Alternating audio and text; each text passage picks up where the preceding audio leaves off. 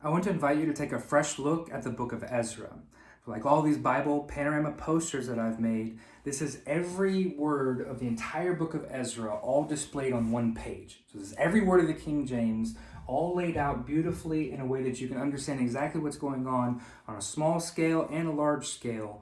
And it's on a laminated poster that you'll be able to mark up. It's durable, it will last you. And something that will be very useful if you study the Bible, if you present the Bible, you teach the Bible in any way. This is a tool that can be very, very beneficial to you. I'm so excited that I'm finally able to offer these to the world. Now, let's do a quick walkthrough of the book of Ezra. We're talking about every one of these posters have an overview. It's followed by the natural literary outline, and then it has a color code. Then what follows is the actual book itself.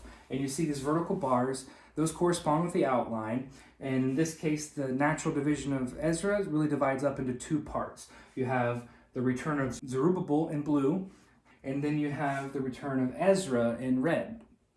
And there's a little over 50 years that separate those two.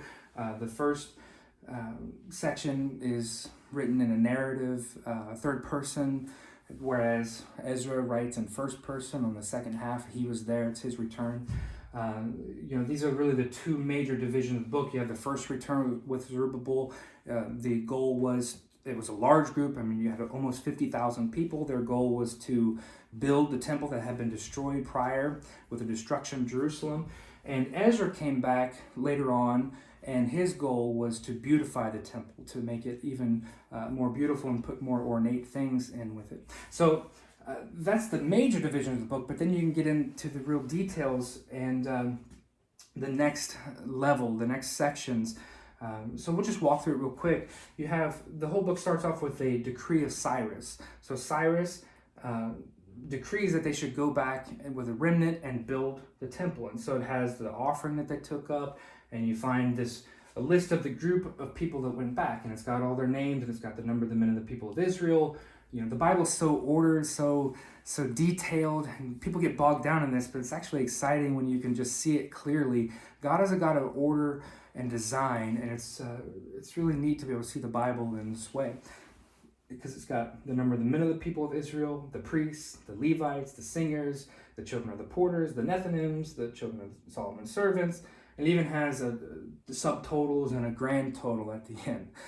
Then they start with the work, they get working, and they start building the foundations of the temple. A little time passes, and the people that were there in the area get angry with them, and they end up sending letters to Artaxerxes the king, and they want them to stop. And so Artaxerxes, he listens to what they have to say, and he has them stop the work, and it ceased for about 14 years. And then you have the next section.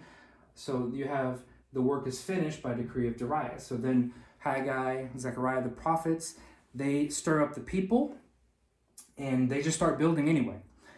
And then the people in the area, they tried to write letters to Darius the king, trying to get them to stop. And Darius the king makes a search and finds that they had already been given the permission to do this, and gives them the blessing to go ahead and finish it. And then they finish it and have an offering and a dedication to celebrate that. So that's really the first section. It's real simple. Then Ezra's return, it starts out with giving a background on who Ezra is. And it starts out with this, like we had a decree by Cyrus, we have a decree by Artaxerxes the king, and there's a copy of the letter. It's right here. And he gives them permission to go back, even funds it. I mean, it lays out, 100 talents of silver, 100 measures of wheat, 100 baths of wine, 100 baths of oil. I mean, it's very detailed. And so then you have a list. It's a much smaller group when you total it up. There's around, I guess I did total it up. There's 1,772 males. We don't know about their families. So a much smaller group, but they went back and it records the offerings that they laid out. And details a little bit about the journey. And then once they're there, really in Ezra, there's like this internal reform with divorce. But again, when you can see things laid out this way, you can see Ezra's prayer when he is confessing their sin. There's his prayer. You can you can just see exactly, and of course the list, you can see how it ends with the list of those people that had divorced.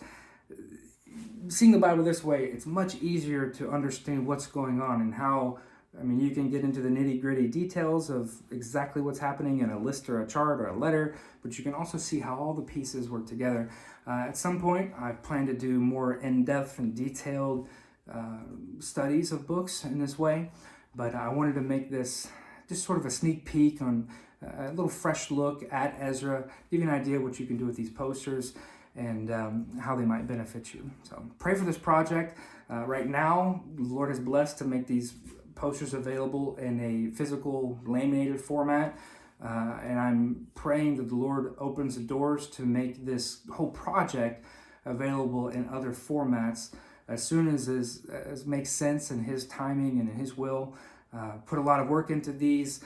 I'm excited that people are starting to purchase them and start to use them and just see the Bible in this way that I just think it's amazing to be able to see the scriptures all on a page and to be able to see it all laid out in a way that makes perfect sense to our minds that learn visually. So keep praying for this project. I encourage you to sign up to receive updates by email. Also, I'm going to start putting these on YouTube, so you want to get on YouTube and subscribe to the channel, Fresh Look Bible. The website is freshlookbible.com. And also have a Facebook page. You can like the page and just share it among people. I think this is a tool that can really help people understand and present the scriptures better. So I thank you, appreciate it. God bless you.